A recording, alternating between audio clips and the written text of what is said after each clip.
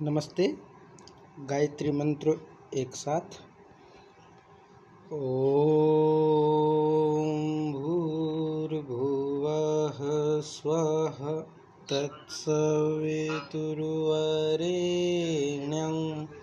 भर्गो देवस्य धीमहि धियो यो नः प्रचोदयात्।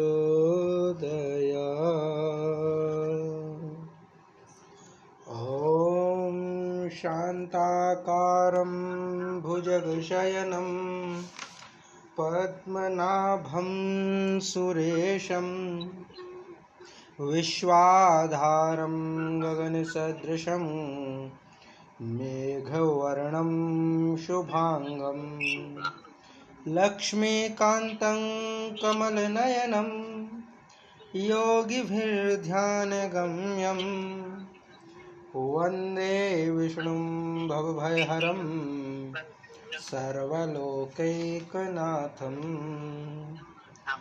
ॐ यं ब्रह्मा वरुणेन्द्ररुद्रमरुतः स्तुन्वन्ति दिव्यैः स्तवे वेदैः साङ्गपदक्रमोपनिषदैः गायन्ति यं सामगाः। ध्यानावस्थितद्गतेन मनसा पश्यन्ति यं योगिनो यस्यान्तं न विदुः सुरासुरगणा देवाय तस्मै नमः। देवाय तस्मै नमः। गीता माता ऑनलाइन कक्षा में आप सभी का स्वागत है। अभी तक की कक्षा में हमने 13 श्लोकों का अभ्यास कर लिया था, जिसमें परमात्मा के विश्वरूप का कथन किया था। परमात्मा के विश्व रूप में जो उनका रूप समाया, विश्व भर में जो उनका रूप समाया है, उसका कथन यहाँ पर चला था। तो उसको हम थोड़ा देखते हैं। इसमें कहा था कि सर्वतः पाणिपादम तत् सर्वतोक्षि शिरोमुखम सर्वतः श्रुतिमल्लोके सर्वमावृत्य तिष्ठति। अर्थात वह सब ओर हाथ पैर वाला, सब ओर नेत्र सिर मुख वाला तथा सभी ओर कान वाला है। माने ईश्वर जो है उसके सब ओर हाथ पैर है, सब ओर कान है, सब ओर नेत्र है, सभी ओर मुख है, सिर है, क्योंकि वह संसार में सबको व्याप्त करके स्थित है। संसार में सबको व्याप्त करके स्थित है। तो व्याप्त करके स्थित है से अभिप्राय है कि जिस प्रकार आकाश से ही सभी पंच महाभूत तत्व उत्पन्न हुए हैं और इन्हीं से सभी सृष्टि की उत्पत्ति हुई है पंच महाभूतों से, तो उत्पन्न करके आकाश सब में समाहित है, वैसे ही जो परमेश्वर है, परमात्मा है, उससे सब कुछ उत्पन्न है और वह सब में समाहित है। ये भाव यहाँ पर हो गया था। अब आगे जो है 14वां जो श्लोक है वह है सर्वेंद्रिय गुणाभासम सर्वेंद्रिय गुणाभासम सर्वेंद्रिय विवर्जितम असक्तम सर्ववृत्त्यैव असक्तम सर्ववृत्त्यैव निर्गुणम गुणभोक्तृ च निर्गुणम गुणभोक्तृ च। सर्वेंद्रिय गुणाभासम सर्वेंद्रिय विवर्जितम असक्तम सर्ववृत्त्यैव निर्गुणम गुणभोक्तृ च। इसका मतलब क्या है? सर्वेंद्रिय गुणाभासम, सर्वेंद्रिय गुणाभासम। इसका मतलब क्या है? सर्व माने संपूर्ण, इंद्रिय माने इंद्रियों के, गुण, गुण माने है विषय, सभी इंद्रियों के विषयों को, आभासम माने जानने वाला, आभास हो जाना, ज्ञान हो जाना। तो वह जो परमेश्वर है वह इंद्रियों के सभी विषयों को जानता है, यानी जानने वाला है। परमेश्वर को सभी इंद्रियों के विषयों का ज्ञान है। इंद्रियों के विषय अर्थात ये पूरा संसार है, वह हम इंद्रिय ग्राह्य ही तो है, तभी तो ये संसार है। और जो इंद्रिय ग्राह्य नहीं है वह ईश्वर है, क्योंकि ईश्वर को इंद्रिय से ग्रहण नहीं किया जा सकता। उसको आंखों से देख नहीं सकते, कानों से सुन नहीं सकते, है ना, जीभ से चख नहीं सकते, त्वचा से स्पर्श नहीं कर सकते। ये जो है वह ईश्वर है, ईश्वर के ये गुण है। इसलिए उसको कहा गया है सर्व इंद्रिय विषयों को जानने वाला, सभी इंद्रियों के जो विषय हैं उनको जानने वाला ईश्वर है। तो पूरी दुनिया जो है इंद्रिय ग्राह्य है, मकान है, उसको हम स्पर्श कर सकते हैं, उसका एक रूप है ना। तो ऐसे ही सभी इंद्रियों द्वारा संपूर्ण संसार का ज्ञान होता है। तो ईश्वर जो है वह सभी इंद्रियों के विषयों को जानने वाला है, अर्थात संपूर्ण विश्व का ईश्वर को ज्ञान है। और आगे क्या, वह स्वयं सर्वेंद्रिय विवर्जितम, वह स्वयं सभी इंद्रियों से विवर्जित है। माने उसे तो सभी इंद्रियों के विषयों का ज्ञान है, लेकिन कोई भी इंद्री उसका ज्ञान नहीं कर सकती। वह सभी इंद्रियों से विवर्जित है, इंद्रियों से वर्जित है, इंद्रियों से उसको कोई नहीं जान सकता। मनुष्य अपनी इंद्रियों से ईश्वर को नहीं जान सकता, क्योंकि उसका कोई आकार है ही नहीं, उसका कोई स्वाद है ही नहीं, उसका कोई स्पर्श है ही नहीं, उसका कोई रूप है ही नहीं, रंग नहीं है, तो कैसे जानेंगे हम। तो इसीलिए वह इंद्रिय ग्राह्य नहीं है, इंद्रिय विवर्जित है, सर्वेंद्रिय विवर्जित है। वह स्वयं तो सर्वेंद्रिय विवर्जित है, लेकिन उसको सर्वेंद्रिय गुणाभासम, सभी इंद्रियों के गुणों का आभास है, ज्ञान है।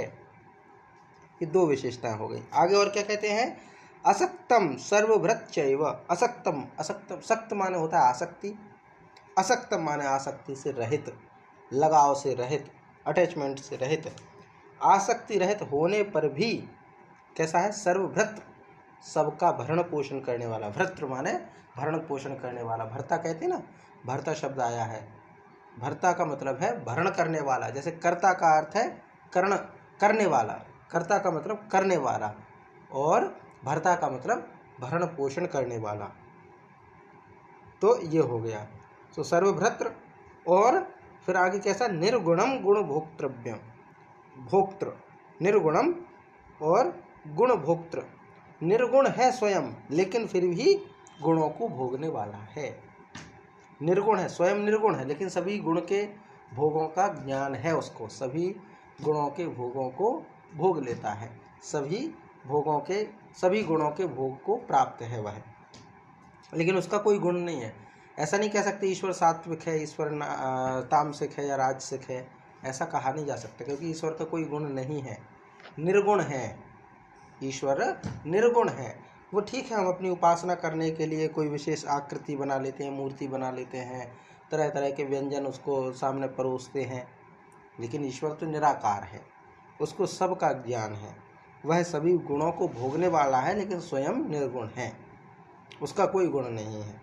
ये पूरा इसमें परमेश्वर के सगुण और निर्गुण रूप की एकता का वर्णन किया गया है। माने वह कैसा है, संपूर्ण इंद्रियों के विषयों को जानने वाला है, परंतु वास्तव में वह स्वयं इंद्रियों से रहित है, एक बात। दूसरा है कि वह आसक्ति रहित है, फिर भी सबका धारण पोषण करता है, निर्गुण होने पर भी गुणवान है।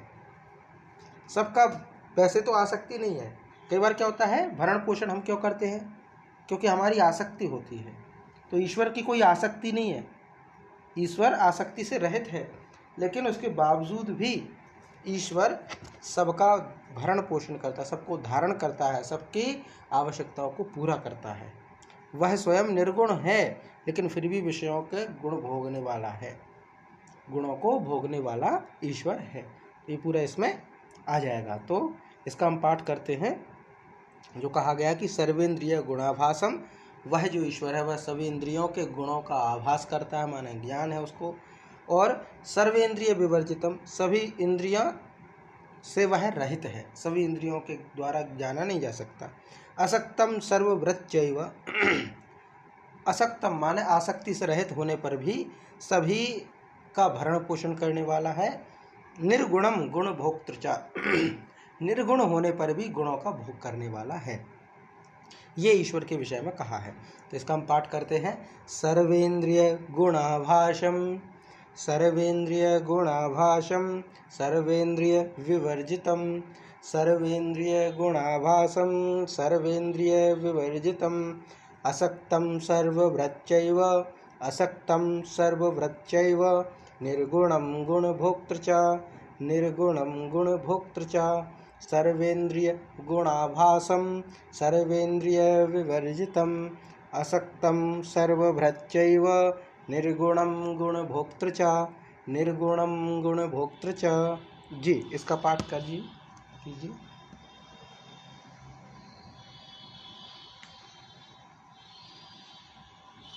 सर्वेंद्रिय गुणाभासम, सर्वेंद्रिय सर्वेन्द्रियविवर्जितम्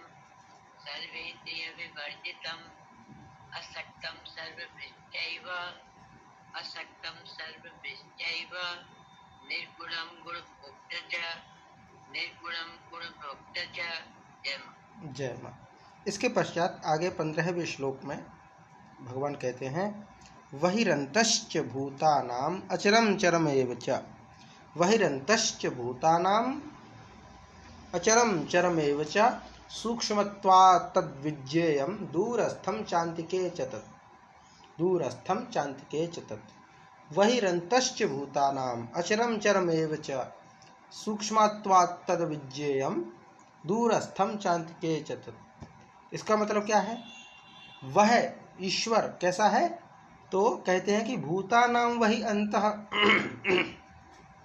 भूतानाम यानी सभी प्राणियों में कैसा है? वही अंतः, वही माने बाहर, अंतः माने अंदर।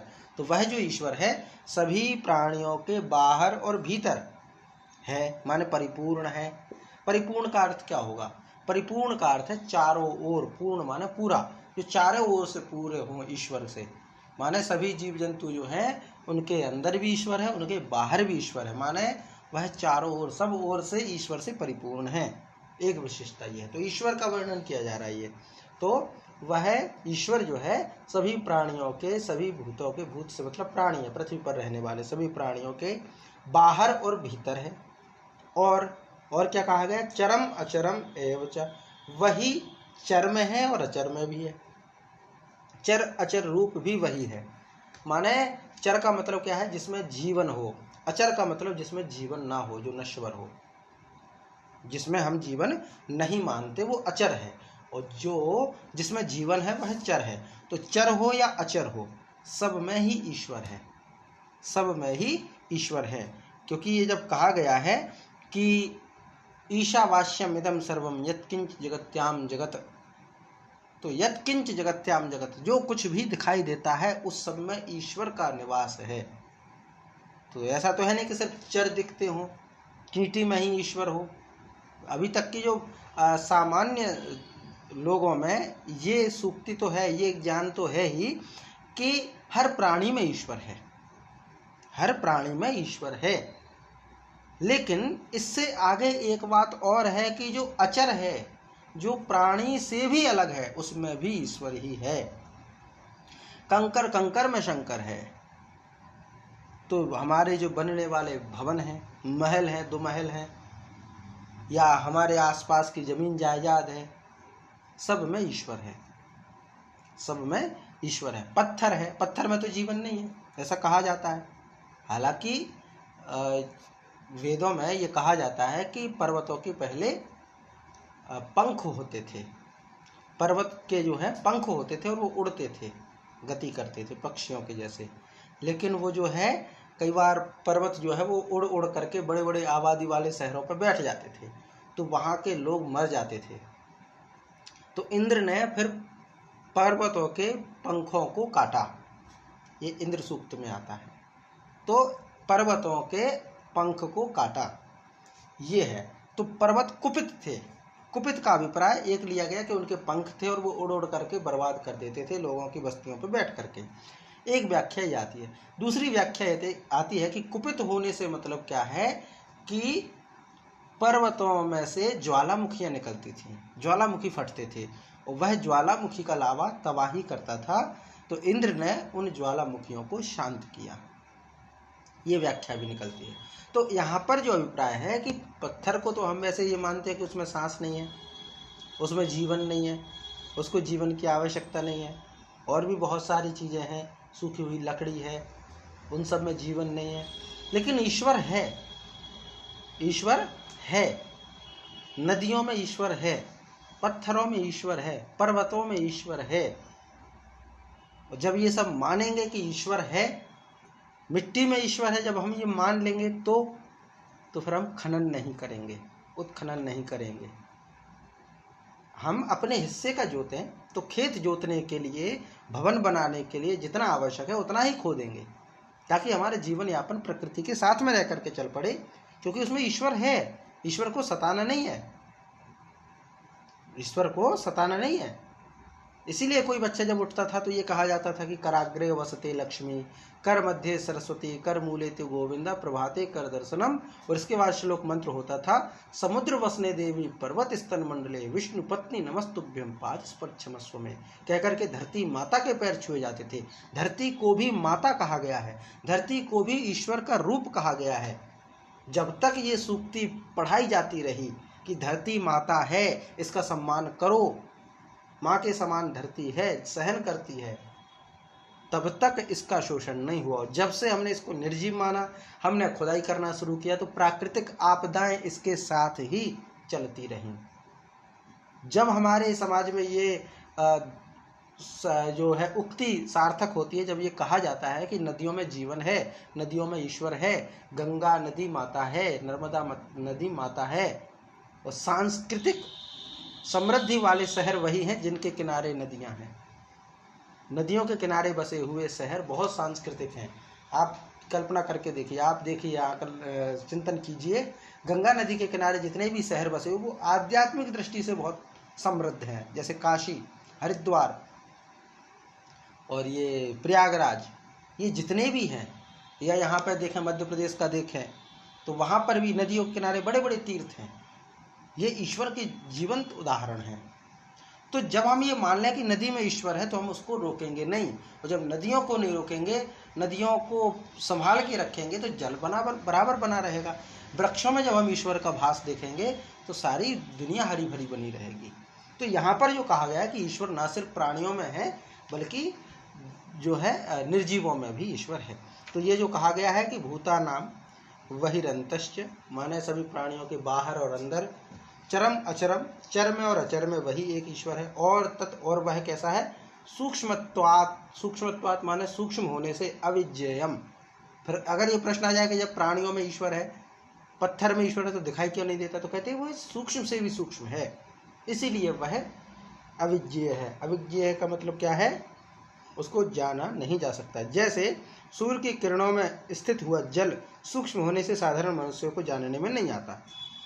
जैसे हमारे चारों तरफ जल है, चारों तरफ जल है, पर हमें दिखाई नहीं देता। क्यों नहीं दिखाई देता, क्योंकि वो सूक्ष्म है। हमारे आसपास जल है पर दिखाई नहीं देता। कोई ना माने, बताओ कहाँ है जल, हम कैसे माने, तो क्या प्रयोग करेंगे, फ्रिज में से एक बोतल उठाएंगे जिसका पानी बिल्कुल बंद है, कोई पानी नहीं है बाहर, अंदर पानी भरा है, बाहर पानी नहीं है। जैसे ही उसको बाहर रखेंगे तो पूरी वायुमंडल में से जल वाष्प की बूंदे बूंदे उसके चारों तरफ जम जाएंगी, वो पानी आ जाएगा। वो पानी कहाँ से आया, वातावरण का पानी है, वायुमंडल का पानी है जो उसके ऊपर जम गया।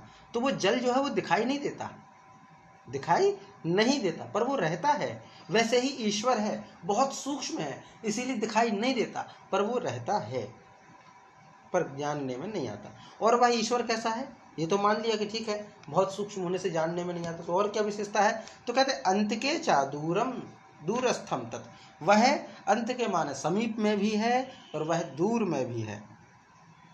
समीप में होने से अभिप्राय क्या है, वह परमात्मा सर्वत्र संपूर्ण परिपूर्ण और सबका आत्मा होने से अति समीप है। माने अगर हम कहें समीप कितना, तो समीप इतना कि हम ईश्वर के ही अंश हैं, हमारी आत्मा में समाया हुआ है, इतना समीप।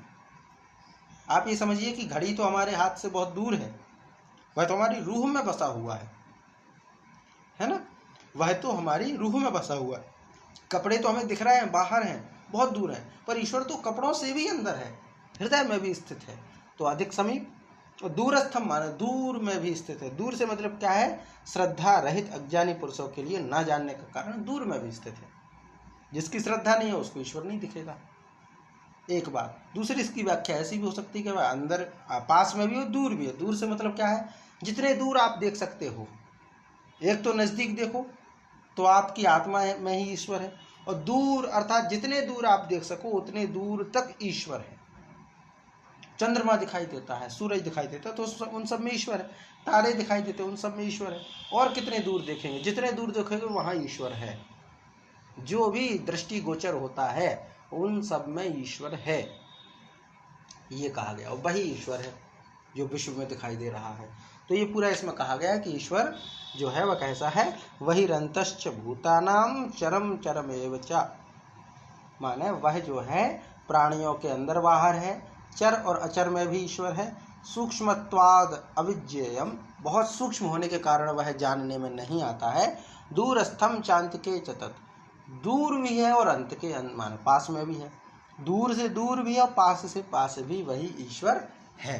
इतना ये हो गया। तो इसका हम पाठ करते हैं कि वहिरंतश्च भूतानाम चरम चरमेव च, वहिरंतश्च भूतानाम चर चरमेव च, सूक्ष्मत्वात् तद्विज्ञेयं, सूक्ष्मत्वात् तद्विज्ञेयं, दूरस्थं चान्तिके च तत्, दूरस्थं चान्तिके च तत्, वहिरन्तश्च भूतानाम् अचरं चरमेव च, सूक्ष्मत्वात् तद्विज्ञेयं, दूरस्थं चान्तिके च तत्, दूरस्थं चान्तिके च तत्।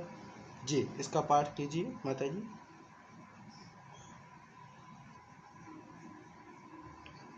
बहिरन्तश्च भूतानां चरं चरमेव च, सूक्ष्मत्वात् तत् अविज्ञेयं, दूरस्थं च चान्तिके च तत्, बहिरन्तश्च भूतानां चरं चरमेव च, सूक्ष्मत्वात् तत् अविज्ञेयं, दूरस्थं चान्तिके च तत्। जय माँ। इसके पश्चात आगे 16वां जो है, इसमें क्या कहा गया है ईश्वर के विषय में कि अविभक्तम च भूतेषु विभक्तमेव च स्थितम, भूत भर्तृ च तज्ज्ञेयम तज्ज्ञेयम, ग्रसिणुषु ग्रसिणुषु प्रभु विष्णु च प्रभु विष्णु च। तो इसमें क्या कहा गया है कि वह परमात्मा और कैसा है, ये परमात्मा की विशेषताएं बताई जा रही हैं, वह परमात्मा और कैसा है। तो कहते हैं कि अविभक्तम, विभक्त माना बटा हुआ, और अविभक्त का मतलब क्या है, जो विभाग से रहित हो, जिसको बांटा ना जा सके। तो विभाग रहित एक रूप से आकाश के सदृश परिपूर्ण होने पर माने वह अविभक्त है। अविभक्त माने जिसका विभाजन नहीं किया जा सकता, जैसे आकाश का विभाजन नहीं किया जा सकता है ना, एक है, एक समान है, तो वह विभाग रहित है, एक बात। दूसरा क्या है, वह सर्वभूतेषु, सभी प्राणियों में, विभक्तमेव, विभक्त सा, स्थितम, स्थित प्रतीत होता है। अगर ये प्रश्न है कि ईश्वर विभक्त है कि अविभक्त है, तो कहें ईश्वर तो अविभक्त है, उसको कैसे बांटोगे, ईश्वर तो एक ही है, विभक्त, विभाजन नहीं किया जा सकता, विभाजन नहीं किया जा सकता। जैसे दूध से भरी हुई कटोरी है, उस कटोरी को कैसे आप, कटोरी के दूध को कैसे विभाजित कर सकते हो, जब तक कि उसको किसी दूसरे पात्र में ना भरो। लाइन खींच के कैसे विभाजित कर दोगे कि ये दूध अलग, ये दूध अलग, दूध तो एक ही है। वैसे ही ईश्वर भी अविभाजित है, विभाजित नहीं है, विभक्त नहीं है, विभाग नहीं है।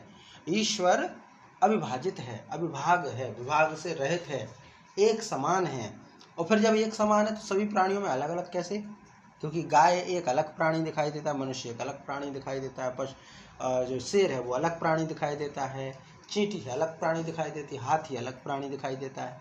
तो कैसे हम ये माने कि ईश्वर अविभक्त है। यहाँ पे तो विभक्त विभक्त दिखाई दे रहा है, गाय में ईश्वर होगा तो वो अलग है, नदी में ईश्वर होगा वो अलग है, मनुष्य में ईश्वर होगा वो अलग है। तो विभक्त सा प्रतीत होता है, विभक्त सा प्रतीत होता है, पर ईश्वर विभक्त नहीं है। जैसे महाआकाश विभाग रहित है, आकाश जो है वो विभाग रहित है, उसको बांटा नहीं जा सकता, फिर भी घड़ों में पृथक पृथक सदृश प्रतीत होता है, अलग अलग प्रतीत होता है। वैसे ही परमात्मा। तो आकाश का उदाहरण ना दे करके जल देखें, जल, जल कैसा है। अगर अलग अलग घड़ों में जल भर दिया जाए तालाब का, तो जल तो एक ही है, समुद्र का जल भर दीजिए एक ही है, जल में अंतर थोड़ी ना है, बस पात्र अलग अलग हैं। पात्र अलग अलग होने से जल अलग अलग नहीं हो जाता, जल अलग अलग नहीं हो जाता। प्राणी हैं, प्राणी भले अलग अलग हों, प्राणी अर्थात घड़े अलग अलग हों, कोई घड़ा छोटा है, कोई घड़ा मोटा है, कोई गिलास है, कोई लोटा है, कोई थाली है, पर जब सब में पानी भरा हुआ तो पानी एक है, जल एक है, भले घड़ा अलग अलग है। तो प्राणी भले अलग अलग है पर ईश्वर एक है। जब ईश्वर एक है तो फिर घड़े भी एक ही मानो, क्या फर्क पड़ता है? अंतर तो ईश्वर मतलब मन के अंदर तो ईश्वर ही है, तो फिर भेदभाव समाप्त। फिर वही बात निकल के आती है, मानव मात्र सब एक समान, जाति वंश सब एक समान। फिर क्या, ईश्वर ने तो जातियां बनाई नहीं, वंश नहीं बनाए, वंश तो इंसानों के हैं, ईश्वर के नहीं है। तो ईश्वर जो है वो सब में स्थित है, भले वह खंड खंड दिखाई देता हो पर वह एक है, विभक्त नहीं है, अविभक्त है। ठीक वैसे ही जैसे समुद्र का जल अलग अलग पात्रों में रख देने से अलग अलग नहीं हो जाता, जल तो जल ही होता है, बस पात्रों में अलग रखने से संरचना थोड़ी अलग हो जाती है, पर जल तो एक ही है। फिर आगे कहते वह कैसा है, तो तज्जेयम माने वह जानने योग्य है, माने वह परमात्मा है जिसको जानना चाहिए। और भूत भर्तृ अच्छा अर्थात भूत यानी विष्णु रूप से भूतों को धारण पोषण करने वाला है। भरण पोषण की जिम्मेदारी, पालन की जिम्मेदारी विष्णु जी की है, उत्पत्ति की जिम्मेदारी ब्रह्मा जी की, विनाश की जिम्मेदारी शिव जी की, और भरण पोषण की जिम्मेदारी विष्णु जी की। तो भूत भर्तृ माने वह जो है विष्णु के समान भूतों का पालन पोषण करता है, विष्णु के रूप का धारण करके भूतों का यानी सभी प्राणियों का भरण पोषण करता है। और ग्रसिष्णु का मतलब ग्रस माने ग्रहण कर, ग्रास करना माने नष्ट करना, तो रुद्र के रूप से संहार करने वाला है ना, नष्ट करने वाला है। तथा प्रभु विष्णु का मतलब क्या है, ब्रह्मा से सबको उत्पन्न करने वाला है। प्रभु विष्णु, विष्णु से प्रभु यानी उत्पन्न, तो विष्णु से उत्पन्न कौन है, ब्रह्मा जी, और प्रभु का दूसरा अर्थ भी हो रहा उत्पन्न करने वाला, तो ब्रह्मा जी से सबको उत्पन्न करने वाला ईश्वर एक ही है। वह ईश्वर एक ही है, अविभक्त है, विभक्त नहीं किया जा सकता, बांटा नहीं जा सकता, वह ईश्वर एक ही है, पर अलग अलग प्रतीत होता है प्राणियों में एक। और दूसरा फिर कहते हैं वह जानने योग्य परमात्मा विष्णु के रूप में तो भरण पोषण करता है, रुद्र के रूप में संहार करता है, और ब्रह्मा के रूप से सबको उत्पन्न करता है। तो ब्रह्मा जी का काम है सबको उत्पन्न करना, विष्णु जी का काम है सबका भरण पोषण करना, और रुद्र का काम है सबका संहार करना, विनाश करना। और तीन ही अवस्था होती हैं, पहली तो सृष्टि, दूसरा संचालन, तीसरा प्रलय।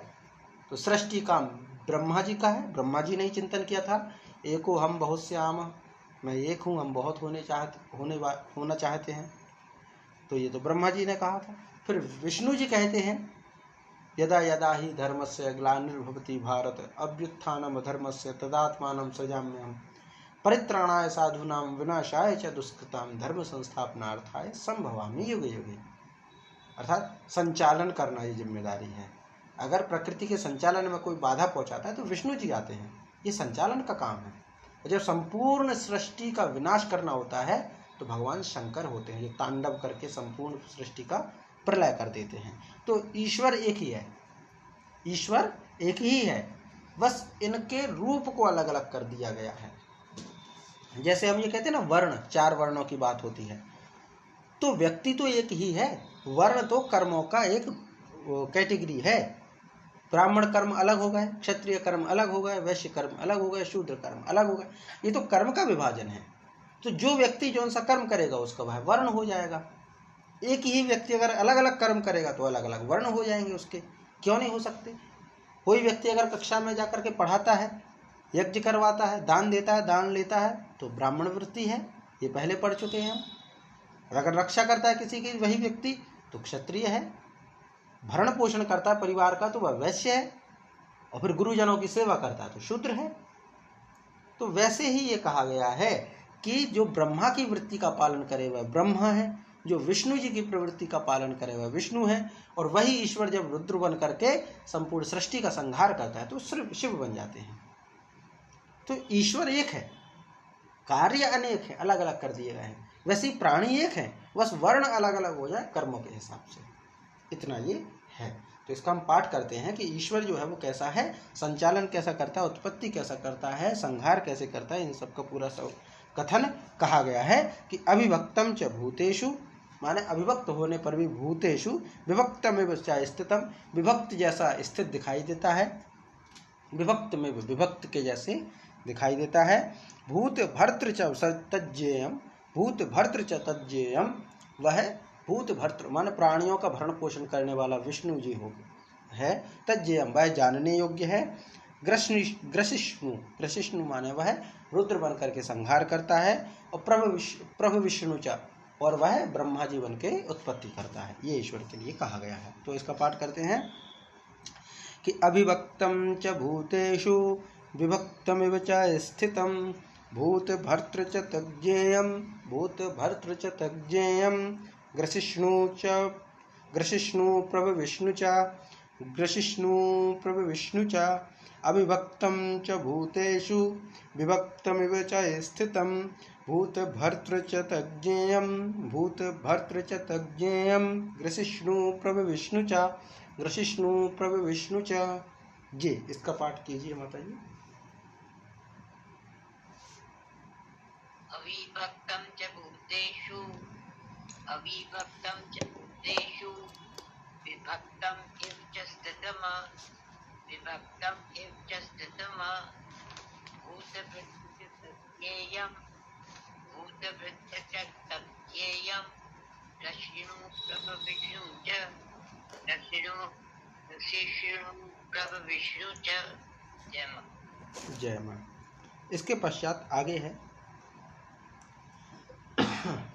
17वां जो श्लोक है, उसमें कहते हैं ज्योतिषामपि तज्ज्योतिस्तमसः परमुच्यते, ज्ञानं ज्ञेयं ज्ञानगमं हृदि, ज्ञानं ज्ञेयं ज्ञानगमं गम्यं ज्ञानगम्यं हृदि, सर्वस्य वितिष्ठितं, सर्वस्य वितिष्ठितं। ज्योतिषामपि तज्ज्योतिस्तमसः परमुच्यते, ज्ञानं ज्ञेयं ज्ञानगम्यं हृदि, सर्वस्य वितिष्ठितम्। अब क्या कहा है कि वह परब्रह्म जो है ज्योतिषाम अपि ज्योति, सभी ज्योतियों का ज्योति है, सभी ज्योतियों का ज्योति है। ज्योति माने दीपक की ज्योति है, वैसे ही जितनी भी ज्योति उन सबका एक ज्योति है। और तमसः परम उच्यते, माया से अत्यंत परे कहा जाता है। तमसः का अर्थ वैसे अंधकार से होता है, पर माया सबको अंधकार में रखती है, अज्ञान में रखती है, इसीलिए यहाँ पे तमसः का अर्थ माया से है। लेकिन ईश्वर जो है वो माया के स्वामी हैं, माया के दास नहीं है, माया से परे हैं, माया का जादू उन पर नहीं चलता। माया का मृग जो है वो भटकाने का प्रयास करता है, लेकिन वो माया स्वामी हैं, उनको कोई नहीं भटका सकता। तो जो ईश्वर है वह सभी ज्योतियों के ज्योति हैं और माया से अत्यंत परे कहा जाता है ईश्वर को। अगर ईश्वर ही माया में फंस जाएंगे तो फिर मनुष्य की तो बात ही अलग है। इसीलिए ईश्वर माया में नहीं फंसते, ईश्वर माया से अलग है, माया के बंधन ईश्वर को नहीं बांध सकते। आगे ईश्वर कैसे हैं? ज्ञानम अर्थात बोध स्वरूप है, उनका ज्ञान किया जाता है, ज्ञेयम जानने योग्य है, और ज्ञान गम्यम माने तत्व ज्ञान से प्राप्त करने योग्य हैं। तो ज्ञान स्वरूप माने इनका ज्ञान होता है, ज्ञेयम माने जानने योग्य हैं, ज्ञान गम्यम माने तत्व ज्ञान से प्राप्त किया जाता है, गमन किया जा सकता है इनका। और सर्वस्य हृदय विष्ठितम, सर्वस्य हृदय विष्ठितम, विष्ठितम माने विशेष रूप से स्थित है, सर्वस्य हृदय सबके हृदय में स्थित है। यह ईश्वर की बात कही गई है। तो वह जो ईश्वर है वो क्या विशेषता बताई गई है कि वह ज्योतिषाम माने ज्योतियों के, अपि माने भी, ज्योति वह, तत् माने वह ज्योतियों के ज्योति हैं, तमसः परिमुच्यते माने परम उच्यते, परम माने अलग, उच्यते माने कहा जाता है, तमसः माने माया से, अंधकार से। ईश्वर माया से अलग कहे जाते हैं, ईश्वर माया से अलग होते हैं। और ज्ञानम ज्ञेयम ज्ञानगम्यम, एक तो वह ज्ञान है, दूसरा उनको वह जानने योग्य भी है, और तीसरा ज्ञान के द्वारा उनका माने उनको प्राप्त भी किया जा सकता है। वह स्वयं ज्ञान है, वह जानने योग्य भी है, और ज्ञान के द्वारा जिनका अनुसरण, जिनको प्राप्त किया जाए वह भी ईश्वर है। तीन अवस्था होती है ना, एक हम क्या करें, दूसरा किसके लिए करें, और तीसरा करने से क्या प्राप्त होगा। तो वह ज्ञान स्वरूप है ईश्वर, जानने योग्य है वह ईश्वर, और ज्ञान के द्वारा उनको प्राप्त किया जा सकता है वह ईश्वर है। और इसके बाद कहा गया है कि सर्वस्व हृदय विष्ठितम, वह सभी के हृदय में विशेष रूप से स्थित हैं। तो ये यहाँ पे आगे 17वें श्लोक में भगवान ने अर्जुन को ये कहा है। तो ये पूरे क्षेत्रज्ञ की विशेषता बताई जा रही है। ईश्वर यानी क्षेत्रज्ञ, पहले क्षेत्र की विशेषता बताई अर्थात शरीर की विशेषता बताई। अब जो है क्षेत्रज्ञ अर्थात शरीर का जो स्वामी जीवात्मा है, ईश्वर है, उनकी विशेषता बताई जा रही है। तो ये पूरा रहेगा कि वह ईश्वर ज्योतियों का ज्योति है और माया से परे है, वह ज्ञान है, वह जानने योग्य है और ज्ञान के द्वारा उसको प्राप्त किया जा सकता है और वह ईश्वर सभी के हृदय में स्थित है। इसका हम पाठ करते हैं कि ज्योतिषामपि तज्ज्योतिस्तमसः परमुच्यते ज्ञानं ज्ञेयं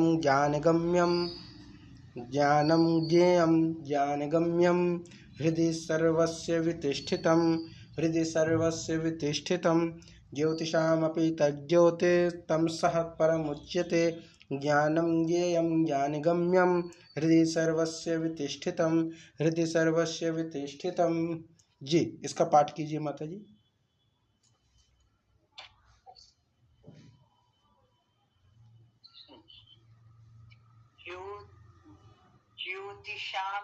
ज्योतिषाम अपि तज्ज्योति तमसः परम उच्यते ज्ञानं ज्ञेयं ज्ञानगम्यं हृदि सर्वस्य विशिष्टतम्। ज्योतिषाम अपि तज्ज्योति तमसः परम उच्यते हृदि सर्वस्य विशिष्टतम्। जय मां। इसके पश्चात 18वां श्लोक है, उसमें कहा है इति क्षेत्रम च ज्ञान ज्ञेयम चोक्तम समासतः मद्भक्ता यद्विज्ञाय मद्भावायोपपद्यते। तो इसमें क्या कहा गया, इति माने इस प्रकार, क्षेत्रम अर्थात क्षेत्र तथा ज्ञानम ज्ञान को और ज्ञेयम जानने योग्य जो परमात्मा स्वरूप है उसको संक्षेपम उक्तम, समासतः माने संक्षेप में, उक्तम माने कहा गया है। किस किस को कहा गया है? तो ये सब विशेषता किस किस की कही गई है? तो कहा है कि इस प्रकार से, जो भगवान श्री कृष्ण कहते हैं कि इस प्रकार से मैंने क्षेत्र माने क्षेत्र के विषय में, जो कि श्लोक 5 से लेकर 6 तक ये कहा गया है कि सभी पंच महाभूत और इनके विकार, इंद्रिय आदि ये सब क्षेत्र हैं, माने खेत हैं, शरीर है। इसके बाद है ज्ञान, ज्ञान के विषय में जो कहा गया है विशेषता पूरी 7वें श्लोक से लेकर के 11वें श्लोक तक ज्ञान का साधन बताया गया है, जिसके अलग अलग लक्षण हम सब ने पढ़े हैं।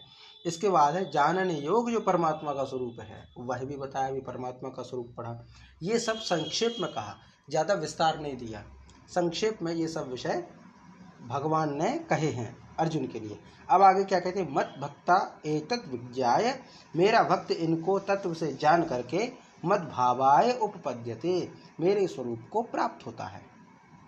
उद्देश्य वही है कि ईश्वर को प्राप्त करना है। ईश्वर को प्राप्त करने के लिए ये सब कहा गया है कि पहला तो भगवान ने क्षेत्र के विषय में अर्थात शरीर के बारे में बताया है 5 से 6 श्लोक में। ज्ञान के विषय में कहा है, ज्ञान का स्वरूप बतलाया गया है, ज्ञान का लक्षण किया गया है 7 से 11वें श्लोक तक। उसके बाद जो ये 12 से 17वें श्लोक में बताया गया परमात्मा का रूप है, परमात्मा का स्वरूप है, जो संक्षेप में कहा है। फिर आगे कहते कि मेरा भक्त इन सबको तत्व से जान करके, क्षेत्र को, ज्ञान को और परमात्मा को, परमात्मा अर्थात क्षेत्रज्ञ, ज्ञान इन दोनों का माध्यम है। तो क्षेत्र, ज्ञान और परमात्मा, इन तीनों को तत्व ज्ञान से जान करके मेरा भक्त मुझको प्राप्त करता है, मेरा भक्त मुझको प्राप्त करता है। ये पूरा इसमें भगवान ने कहा है। भगवत प्राप्ति का कथन कहा गया है कि पहले तो क्षेत्र का ज्ञान करो और उसका अनुपालन करो, फिर ज्ञान का ज्ञान करो। ज्ञान का ज्ञान होना बड़ी मुश्किल की बात है, तो उसका लक्षण जानो। फिर उसके बाद जानने योग्य जो परमात्मा का स्वरूप है, उस परमात्मा के स्वरूप को तुम जानो, जो कि संक्षेप में कहा गया है। अब मेरा भक्त, भगवान कहते हैं कि मेरा भक्त इन सबको तत्व से जान करके मुझे प्राप्त करता है या मुझे प्राप्त होता है। इसीलिए भगवान को प्राप्त करने वाले की इच्छा जो है, माने भगवान को प्राप्त करने वाले इच्छा वाले मनुष्य को क्षेत्र को जाने, ज्ञान को जाने और परमात्मा को जाने और उनका पालन करे। ये पूरा इसमें संक्षेप में भगवान ने कहा है। तो इसका हम पाठ करते हैं कि इति क्षेत्रम तथा ज्ञानम, इति क्षेत्रम तथा ज्ञानम, ज्ञेयं चोक्त समासितः, ज्ञेयं चोक्तं समासितः, इति क्षेत्रं तथा ज्ञानं, ज्ञेयं चोक्तं समासितः, मद्भक्ता एतद्विज्ञाय, मद्भक्ता एतद्विज्ञाय, मद्भावोपपद्यते, मद्भावायोपपद्यते, इति क्षेत्रं तथा ज्ञानं, ज्ञेयं चोक्तं समासितः, मद्भक्ता एतद्विज्ञाय, मद्भावोपपद्यते, मद्भावायोपपद्यते। जी, इसका पाठ कीजिए माता जी। इति क्षेत्रं तथा ज्ञानम्, इति क्षेत्रं तथा ज्ञानम्, ज्ञेये चोक्त समासतः, ज्ञेयं चोक्त समासतः, मद्भक्तेतद्विज्ञाय, मद्भक्तेतद्विज्ञाय, मद्भावायोपपद्यते, मद्भावायोपपद्यते। जय मां। इसके पश्चात भगवान कहते हैं प्रकृतिम पुरुषम चैव, प्रकृतिम पुरुषम चैव, विद्यानादिम, विद्यनादिम उभावपि, विद्यनादि उभावपि, विकारांश्च गुणांश्चैव, विकारांश्च गुणांश्चैव, विद्धि प्रकृति संभवान, विद्धि प्रकृति संभवान, प्रकृतिम पुरुषम चैव, विद्यनादि उभावपि, विकारांश्च गुणांश्चैव, विद्धि प्रकृति संभवान, विद्धि प्रकृति संभवान। तो अब क्या कहते हैं इसमें कि हे अर्जुन, प्रकृति और पुरुष दो तत्व हैं, एक है प्रकृति और एक है पुरुष। इन दोनों को तू अनादि जान, क्योंकि ये सबसे पहले हैं। सृष्टि की उत्पत्ति से भी पहले प्रकृति और पुरुष हैं। सांख्य दर्शन में विस्तार से ये सब कहा गया है, प्रकृति और पुरुष। प्रकृति जो है वो प्रकृति सृष्टि करती है, और पुरुष जो है पुरुष की उपस्थिति में। पुरुष विशेष रूप से प्रत्यक्ष रूप से जो है सृष्टि की प्रक्रिया में हिस्सा नहीं लेता, प्रकृति लेती है। प्रकृति में सत्व रज तम तीन गुण होते हैं, गुणवान प्रकृति होती है, त्रिगुणमयी प्रकृति होती है। और जैसे ही सत्व हो, रज हो, तम हो, पुरुष के पास थोड़ा सा जाता है और इन तीनों गुणों में विचलन हो जाता है। जैसे ही विचलन शुरू होता है तो फिर महत, अहंकार, और फिर पंच महाभूत तत्वों की उत्पत्ति, और फिर संपूर्ण विकार उत्पन्न होने लगते हैं। तो प्रकृति माने कारण, प्रकृति माने कारण। और एक शब्द आया विकृति, विकृति का मतलब है कार्य। प्रकृति माने कारण, विकृति माने कार्य। ऐसा कहा जाता है कि प्रकृति से ही विकृति है, प्रकृति से ही विकृति है। लेकिन उल्टा कहे तो विकृति का जो कारण है वो प्रकृति है। ये सब इसमें कहा गया है। तो पुरुष एक अलग चीज है और प्रकृति एक अलग चीज है। इसको सांख्य दर्शन में एकता के रूप में बतलाने के लिए, समझाने के लिए कहा गया है कि प्रकृति एक दुल्हन के समान है और पुरुष जो है वह एक दूल्हा या पति के समान है। और जैसे ही दोनों का मिलन होता है तो फिर पुरुष के सामने प्रकृति का कोई अस्तित्व नहीं रह जाता है, प्रकृति फिर अपने आप को मुक्त कर देती है। तो ऐसा भी कहा जाता है कि जो प्रकृति में फंसा हुआ व्यक्ति है, जब ईश्वर की शरण में आता है तो प्रकृति अपने बंधनों को खोल देती है। तो प्रकृति सृष्टि की संरचना का मुख्य आधार है और पुरुष ईश्वर है। ये दोनों अनादि हैं, सृष्टि के पहले ये रहे हैं, इसीलिए अनादि हैं, माने इनका आदि नहीं है। प्रकृति के बाद ये सब प्रकृति सृष्टि प्रक्रिया शुरू हुई है और अंत में फिर प्रकृति में मिल जाएगी, फिर ये प्रक्रिया शुरू होगी, फिर अंत में मिल जाएगी। और पुरुष जो है वो अलग ही है, पुरुष को परमेश्वर कहा है, वो अलग है। तो दोनों की यहाँ पर ये है। और प्रकृति पुरुष माने पुरुष और स्त्री मान लीजिए, प्रकृति को स्त्री मान लीजिए, पुरुष पुरुष है, ये इसमें आ जाएगा। दूसरा फिर कहते हैं विकारांचा गुणानपि प्रकृति संभवान एव विद्धि। अब आगे क्या कहते हैं कि विकारान, जितने भी विकार हैं, चाहे वो राग हो, द्वेष हो, दुख हो, सुख हो, जितने भी क्रोध है, इच्छाएं हैं, ये सभी विकार और गुणान, गुण माने त्रिगुणात्मक गुण जो हैं, रजस तमस और सत्व, सत्व रज तम जो हैं ये सभी गुण माने गुण 3 है, सत्व रज तम और द्वेष विकार आदि भी हैं। तो इन सब को प्रकृति से ही उत्पन्न मानो, माने ये सब प्रकृति से ही उत्पन्न हैं, ये सब प्रकृति से ही उत्पन्न हैं। सत्व रज तम प्रकृति से उत्पन्न है और प्रकृति में समाये हुए हैं। और जितने भी राग द्वेष इच्छा भय क्रोध ये जितने भी हैं विकार, ये सब भी प्रकृति से ही उत्पन्न है, ऐसा जानना चाहिए। माने प्रकृति से ही सब उत्पन्न हुआ, प्रकृति में ही सब लीन हो जाएगा, ये पूरा इसमें कहा गया है। तो भगवान प्रकृति के विषय में संपूर्ण बता रहे हैं, ज्ञान दे रहे हैं।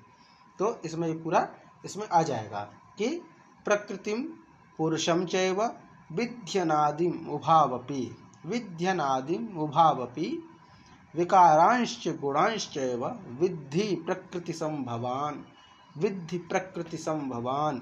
प्रकृतिम पुरुषम चैव विध्यनादि उभावपि विकारांश गुणांश्चैव विद्धि प्रकृति संभवान, विद्धि प्रकृति संभवान।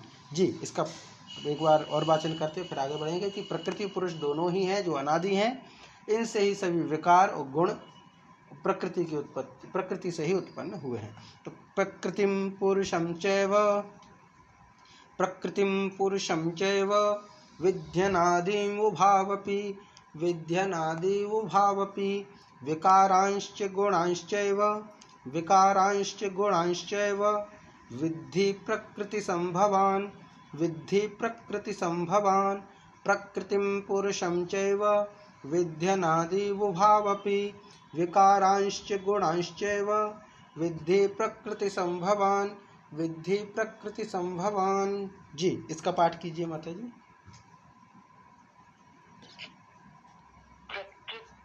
प्रकृतिम पुरुषम चैव विद्यानादि उभावपि विकारांश्च गुणांश्चैव विद्धि प्रकृति संभवान। प्रकृतिम पुरुषम चैव विद्यानादि उभावपि विकारांश्च गुणांश्चैव विद्धि प्रकृति संभवान। प्रकृति नहीं समझ में आई, फिर प्रकृति क्या है ये नहीं समझ में आया।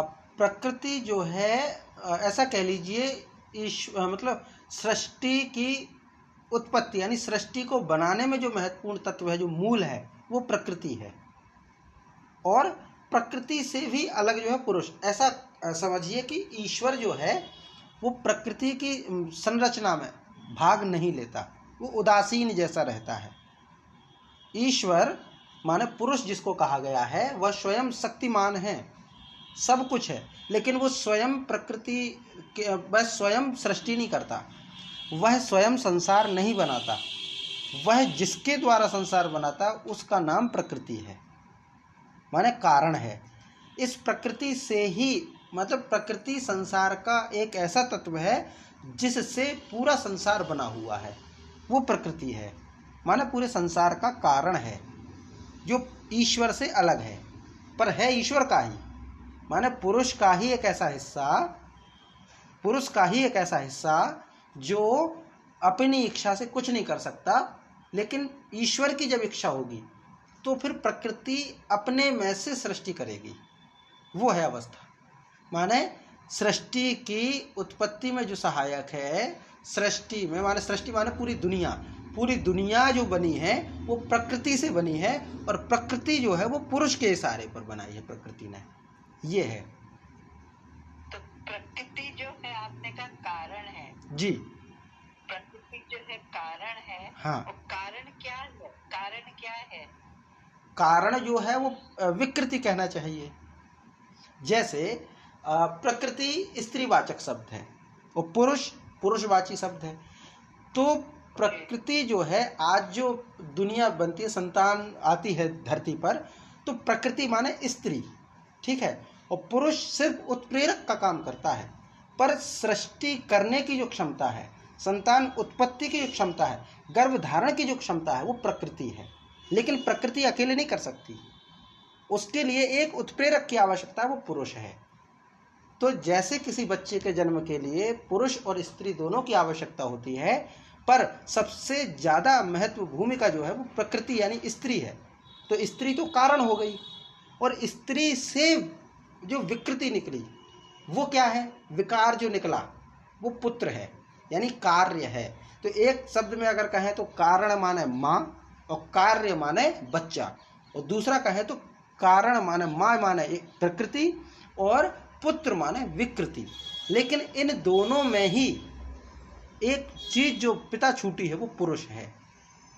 ऐसे ही ये पूरी सृष्टि है कि पुरुष माने पिता तो अलग है, प्रकृति माने जो सृष्टि को उत्पन्न करने में, संसार को बनाने में जो मुख्य तत्व है वो प्रकृति माने माँ कह लीजिए, स्त्री कह लीजिए।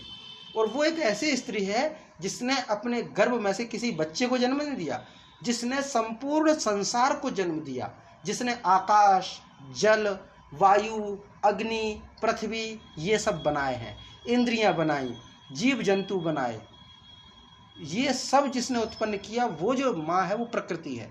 इसीलिए इसको अनादि कहा गया, आदि शक्ति है प्रकृति। ऐसा है। गुरुजी, प्रकृति को नेचर, अंग्रेजी में नेचर कह सकते हैं। हाँ, प्रकृति को तो नेचर, हाँ नेचर कह सकते हैं। और नेचर, वही तो नेचर माने क्या है, अभी नेचर माने जो हमें दिखाई दे वो नेचर समझ लेते हैं, पर नेचर वास्तव में अगर देखा जाए तो सूक्ष्म शक्ति है। पेड़ नेचर नहीं है, माने प्रकृति पेड़ नहीं है अकेले, जीव जंतु नहीं है, पत्थर नहीं है, पहाड़ नहीं है, नदी नहीं है, पर इन सब में जो शक्ति है वो नेचर है। इन सब में जो शक्ति है वो नेचर है, वो प्रकृति है। तो वो सही है, प्रकृति का ही नेचर है। लेकिन अक्सर हम नेचर का अभिप्राय लगा लेते पेड़ पौधों से, है ना, पर्यावरण के जो तत्व हैं उनसे लगा लेते, पर वो नहीं है। नेचर माने जो मूल में समाया हुआ है, जो मूल कारण है, जिससे सब कुछ संचालन हो रहा है, वो जो शक्ति है वो प्रकृति है। जैसे अक्सर हम कहते हैं ना, प्रकृति का एक और अर्थ लिया जाता है समाज में, नेचर का एक और अर्थ होता है स्वभाव। कहते हैं ना इसका नेचर खराब है या इसकी प्रकृति ही ऐसी है। तो वो स्वभाव कैसे खराब हुआ, क्योंकि उसके मूल में एक तत्व है जो उसके स्वभाव को डिफरेंट करता है। तो प्रकृति माने क्या हुआ, कारण ही तो हुआ कि आपका स्वभाव जो है वो तो कारण हो गया, पर स्वभाव को बनाने में कौन है मूल में, तो वो एक कोई प्रकृति है, वो तत्व है जो आपके स्वभाव को अलग कर रही है। तो ऐसा कहना चाहिए जी। नेचर की शक्ति है। हाँ, नेचर की शक्ति है, नेचर की शक्ति है पीछे जी। वो प्रकृति है जो पूरे नेचर को चलाती है, उसकी जो शक्ति, हाँ शक्ति जो उसके पीछे। जी जी माता जी, बीना माता जी आप कुछ कह रही थी। गुण भी कैसे, जो गुण मतलब गुण, अच्छा गुण, गुण जो निर्धारित होते हैं, जैसे ये भी कहा गया प्रकृति के 3 गुण हैं, है ना। तो गुण जो है, जैसे कोई व्यक्ति क्रोधी स्वभाव का होता है, कोई विनम्र होता है, कोई शासन करने वाला होता है, तो कोई सेवा करने वाला, ये कैसे आए, तो मूल में तो 3 ही हैं, सत्व, रज और तम, जिनको सात्विक, राजसिक, तामसिक कह देते हैं। और इनके कार्य भी अलग अलग हैं। जैसे सात्विक जो है वो ब्रह्मा से रिलेट करते हैं, ठीक है, ब्रह्मा जी उत्पत्ति का काम करते हैं, सृष्टि करते हैं। दूसरा जो है राजसिक, वो पीला या लाल कहा जाता है, जो विष्णु जी संचालन का काम करते हैं। तीसरा जो है शिव, जो काला रंग है, वो तामसिक है। ये तो एक हो गया। लेकिन जब ये तीनों गुण अलग अलग अनुपात में बनते हैं, मिलते हैं, तो वो गुणों को, स्वभाव को जन्म देते हैं किसी के अंदर। अब देखिए, शिव जी को देख करके क्या ध्यान आता है, शिव जी का एक और नाम है रौद्र, रुद्र। रुद्र माना जो क्रोध करे, तो तमस जो है वो क्रोध को जन्म देगा, और भी अनेक अनेक होंगे, पर ये तो स्पष्ट रूप से दिखाई देता है इसलिए। तो व्यक्ति का जो गुण है, व्यक्ति का जो स्वभाव है, वो उसके वश में नहीं है। वो सात्विक, राजसिक, तामसिक जो 3 गुण हैं जो प्रकृति में समाये हुए हैं, और प्रकृति का मतलब क्या, वो अंतिम मूल शक्ति में भी है और सृष्टि में भी है। हम में है, आप में है, पेड़ पौधों में है, वनस्पतियों में है, जीव जंतुओं में है, चर और अचर सब में सात्विक, राजसिक, तामसिक गुण समाये हुए हैं। चूंकि वो प्रकृति में ही है, प्रकृति रूपी शक्ति में है 3 गुण, वही 3 गुण हम सब में समाये हैं, तो हमारा स्वभाव निर्धारित करते हैं। सात्विक और राजसिक मिल जाएंगे तो अलग गुण बन जाएगा, है ना। तामसिकता आ जाएगी तो अलग। ऐसा नहीं, अब ऐसा कभी नहीं हो सकता कि कोई एक व्यक्ति हो जिसमें सिर्फ सात्विक गुण हो, ऐसा नहीं हो सकता। गुण तो सभी होंगे। हाँ, इतना हो सकता है किसी में सात्विक गुण ज़्यादा हो, माने संत प्रवृत्ति का ज़्यादा हो, भला करने वाला ज़्यादा हो, लेकिन उसमें भी तामसिकता होगी, क्योंकि कुछ क्रियाएं शरीर की तामसिकता से चलती हैं। जैसे सोना, नींद आना, आलस्य आना, भूख लगना, ये तामसिकता का प्रतीक है, ये तामसिकता के कारण आता है। संतान उत्पत्ति तामसिकता के अंदर आती है। तो ये प्रकृति के लिए आवश्यक है 3 गुण। ऐसा नहीं कहा जा सकता कि हमें सात्विकता की आवश्यकता है, तामसिकता की आवश्यकता नहीं है, या राजसिकता की आवश्यकता नहीं है। तो 3 गुण प्रत्येक वस्तु में समाये हुए हैं। बस इतना है कि कोई गुण ज़्यादा होता है तो कोई गुण कम होता है। अपराधी होता है, दुष्ट होता है, राक्षस होता है, तो हो सकता है उसके अंदर राक्षस प्रवृत्ति ज़्यादा हो, यानी तामसिकता ज़्यादा हो, लेकिन उसके अंदर राजसी भी है और उसके अंदर सात्विक भी है। जैसे एक कहानी चलती है हृदय परिवर्तन जैसी, कि रत्नाकर डाकू की, तो उसके अंदर तामसिकता ज़्यादा थी। पर तामसिकता ज़्यादा थी इसका अभिप्राय ये नहीं है कि उसके अंदर राजसिकता नहीं थी या सात्विकता नहीं थी। सात्विकता तो थी पर कम थी, तामसिकता ज़्यादा थी, इसीलिए वो डाकू था, चोर था, हत्यारा था। लेकिन जैसे ही कोई ऐसा संत आया जिसने सात्विक प्रवृत्ति को बढ़ा दिया, सात्विक प्रवृत्ति जैसी बढ़ी, तामसिकता का अनुपात कम हुआ, सात्विकता बढ़ी, तो वो संत बन गए। तो हम सबके स्वभाव को, हम सबके गुणों को, हम सबके व्यवहार को बदलने में जो काम चलता है, वह 3 गुण काम करते हैं। सत्व, रज, तम, ये गुण है जो प्रकृति में है मूल से।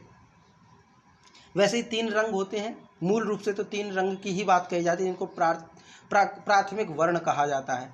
बाद में फिर इनका कॉम्बिनेशन करके अनेकों रंग बनाए जा सकते हैं, ये है। तो ये पूरी प्रकृति के विषय में कहा गया है। और जब शरीर की बात चल रही थी तो दोष भी थे, शारीरिक दोष, जिसमें वात, पित्त, कफ, गुण, सत्व, रज, तम तीनों आवश्यक हैं। गुण तीनों आवश्यक हैं, दोष भी तीनों आवश्यक हैं, लेकिन इनका अनुपात अलग अलग है, अलग अलग शरीर बनता है। कहते हैं ना, हर किसी की प्रकृति, शरीर की अलग चीज़ है। जैसे कोई व्यक्ति अगर दूध पिएगा तो किसी को नुकसान हो जाएगा, कोई पी लेगा, कोई शहद ले लेगा तो किसी को शहद से एलर्जी होगी, तो फिर अपने हिसाब से कह देता है शहद नहीं खाना चाहिए, कोई कह देगा दूध नहीं पीना चाहिए क्योंकि उसको नुकसान होगा, उसका शरीर वैसा है। तो ये कैसे बना डिफरेंट? तो ऐसे बना क्योंकि वात, पित्त, कफ ये अंतर आ गया। और कई बार वस्तुएं भी आसपास रहती हैं, माने जलवायु में भी अंतर रहता है, पानी में भी प्रभाव में अंतर रहता है, जमीन में भी अलग रहता है, खान पान की वस्तुओं में भी वात, पित्त, कफ बड़े प्रकृति, तो उसका स्वभाव बदल जाता है। कई बार ऐसा होता है कि कोई व्यक्ति किसी दूसरी जलवायु में जाकर के सर्वाइव नहीं कर पाता, क्योंकि उसके शरीर में कोई और गुण है, प्रकृति में कोई और गुण है। तो ये सब जो है सृष्टि के मूल अवस्था में है, उसको प्रकृति कहा गया। प्रकृति के सत्व, रज, तम 3 गुण हैं जो प्रकृति और स्वभाव को बदलते हैं मनुष्यों की। जी, ये आज के लिए इतना है। आपका कोई और प्रश्न तो बताइए, बाकी समापन करते हैं। धन्यवाद जी, धन्यवाद माता जी। पाठ नहीं करा गुरुजी? हाँ, करते हैं, पाठ करते हैं जी, शांति पाठ करते हैं। ओम। नहीं, शांति पाठ नहीं, दोहा ही नहीं पढ़ा। अच्छा, दोहा नहीं पढ़ा, क्षम्यताम। दोहा पढ़ते हैं फिर। प्रकृतिम पुरुषम चैव प्रकृतिम पुरुषम उभावपि विक्रांश गुणांश्चैव विद्धि प्रकृति संभवान् प्रकृतिम पुरुषम चैव विद्यनादि उभावपि विक्रांश च गुणांश चैव विद्धि प्रकृति संभवान्। जय श्री राम। जय मां। जय जय। शांति पाठ करते हैं।